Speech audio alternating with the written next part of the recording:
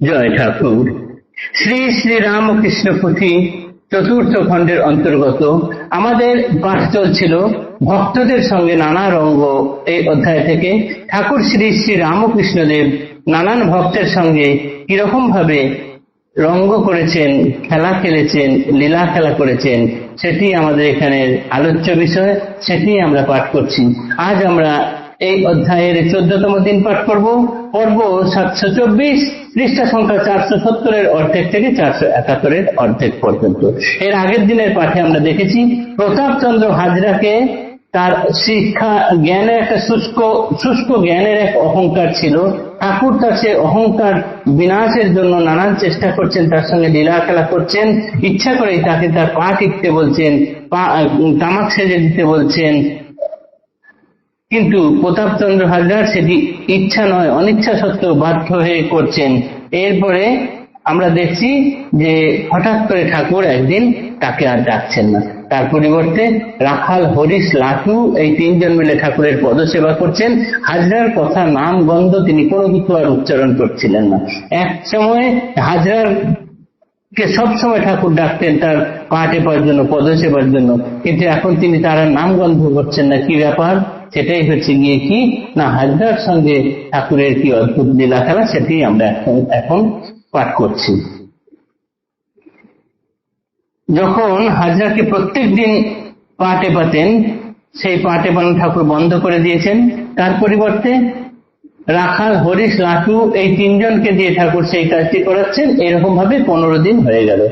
এক পক্ষা থেকে প্রায় গত এরকমে উপজিল ছন্দ এক হাজরার মনে, স্বেচ্ছায় সেবিতে পদ একদিন যায়, অতীব নারাজ তাহে হইলা প্রভুরায়, পরশীতে কোনো মতে না দেন চরণে, ক্ষুণ্ণমন হইয়া ফিরিল নিজ স্থানে, পরদিন মনে মনে যুক্তি কইল সার, ছিনিয়া সেবিব ভাগ্য যা হোক আমার, এত ভাবি ধীরে ধীরে মন্দিরে গমন, দেখিলা শয্যায় প্রভু আশ্চর্য কথন, কেহ নাহি সন্নিকটে শ্রীমন্দিরে একা, বালা পোষে পা হইতে বুকতক ঢাকা, ভাগ্যবান পুণ্যবান প্রতাপ হাজরা, ধরি ধরি করে প্রভু নাহি দেন ধরা, পাটোয়ারি বুদ্ধি তার ঘটে বিলক্ষণ, সেই হেতু নাহি হয় অভীষ্ট সাধন, কখনো সন্দেহ করে কখনো বিশ্বাস, এই দোষে নাহি আর পুরে অভিলাষ, এখন বিশ্বাসের হৃদয়ে বহে বলবতী,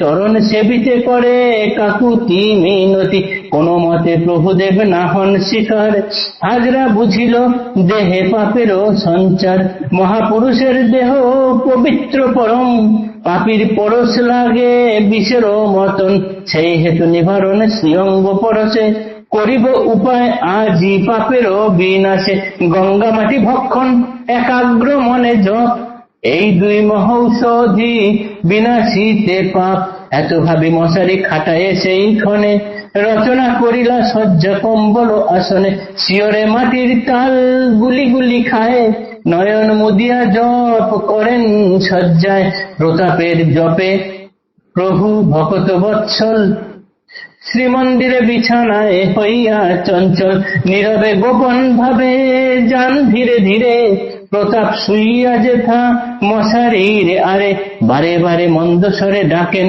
তাহায়, রোগ ভরে করে জপ নাহি দেশায়, অভিমান বলবান ততই অন্তরে, যতই ডাকেন প্রভু পদ সেবিবারে, অবশেষে গরজিয়া মান ভরে কয়, পদ সেবিবারে না পারিব মহাশয়, প্রত্যুত্তরে সবিনয়ে প্রভুর আমার বেশি নহে, পরশিবে মাত্র একবার, অন্তরে অপার তুষ্ট বাহ্যে কটু করি, মন্দিরে প্রভুর পিছে যায় ধীরে ধীরে, সৌভাগ্য হাজরা চাষা মহাপুণ্যধর, ঈশ্বরের সেবা করে খাটের উপর, ত্রিদশ ঈশ্বর যাহা ছুঁইতে না পায়, হাজরার পদরজ এ অধম চায়, অতি অল্পক্ষণ মধ্যে কোন গুণমণি, পরিতৃপ্ত সেবায় সন্তুষ্ট এবে আমি, আপন শয্যায় তুমি করহ গমন, হাজরা বলেন নাহি ছাড়িব চরণ, সত্য মানি আপনার